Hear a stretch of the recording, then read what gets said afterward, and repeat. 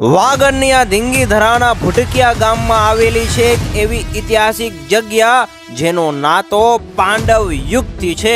ભૂટકિયા ગામમાં આવેલી છે ઐતિહાસિક ધોરેશ્વર જાગીર। અહીંયા આવતા જ એ ભવ્ય ઇતિહાસના દર્શન થાય છે।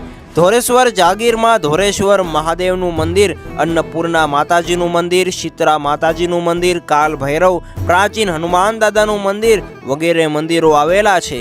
લોકવાયકા પ્રમાણે એવું કહેવાય છે કે ધોરેશ્વર મહાદેવની સ્થાપના પાંડવોએ કરી હતી। અહીંયા એક ટીંબી આવેલી છે જેને ભીમ ટીંબી કહે છે।